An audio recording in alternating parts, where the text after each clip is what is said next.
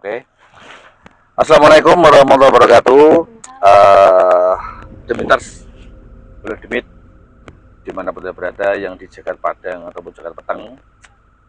Malam hari ini kita berkesempatan ngobrol sama Mbak Feby. Mbak Feby ini sering atau bahkan kerap kali ngecamp ya di area begini.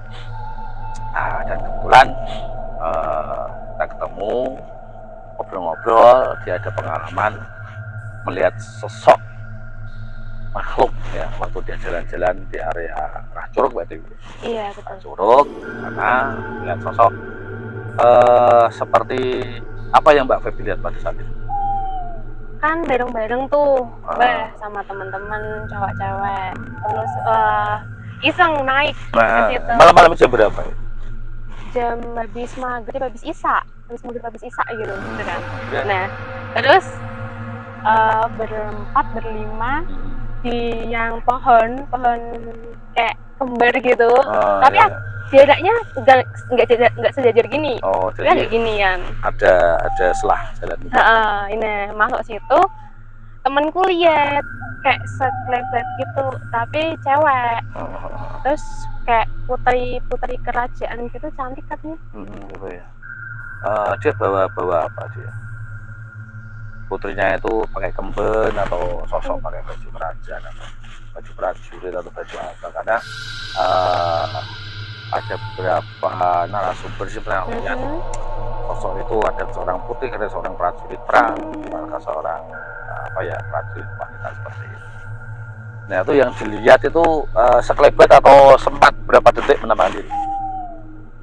Ada dua versi. Yang pertama kan temanku beda, jadi beda hari. Beda soalnya hari. Sering kesini soalnya ya. Beda hari. Terus yang pertama tuh sekelebat kayak bayangan doang gitu. Terus kayak bawa apa tuh namanya, tombak atau apa tuh yang panjang gitu. Nah itu. Terus yang temen lagi kesini cerita kan sama saya kan. Nah terus kelihatan kayak siluet. Siluet bayangan hitam, tapi kayak apa, kena cahaya agak flat, ada bayangannya kayak bentuk pasukan itu ya, kayak bentuk itu ya, gitu. Bentuk badan itu ya. Itu biasanya Mbak Feby kesini ke camp itu hari apa biasanya? Biasanya ini Om, Sabtu Minggu weekendan ya? Iya, kita kan weekendan sering kesini. Berarti sering juga itu ya. Itu setelah dikasih penampakan seperti itu, ada terjadi hal-hal enggak? Mungkin sampai rumah diimpiin lagi atau mungkin diingatkan dan sebagainya. Biasanya kalau orang-orang yang sering diperlihatkan seperti itu kadang ada yang takut, ada yang trauma dan sebagainya. Itu teman-teman ada trauma di atas Pak? Biasa. Malah seru maksudnya. Masa seru ya? Iya kan, itu kan ketemu bareng cerita gitu kan. Gitu. Nah udah, terus kalau misalnya sampai dimimpiin tuh enggak sih ya? Enggak, paling cuman ini masih kebayang doang. Berarti masih posisi aman. Biasanya kalau sampai dimimpiin itu fasenya mengkhawatirkan biasanya. Kalau masih sekelebat terus tidak sampai di rumah itu ya masih aman aja.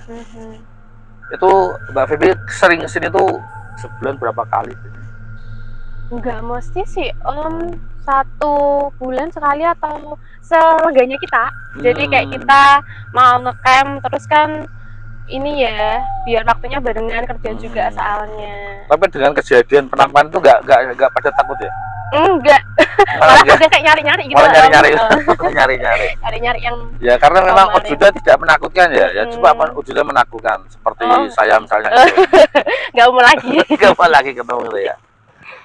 Pernah nggak mungkin ketemu sama yang bukan teman sageng ya, sama-sama ngecamp terus ketemu di warung ngobrol, ada yang menceritakan pernah melihat itu, ada nggak narasumber dari yang lain atau mungkin sempat melihat sesuatu yang sama? Oh ya Mbak, aku dulu pernah melihat hal seperti itu, ada nggak seperti itu?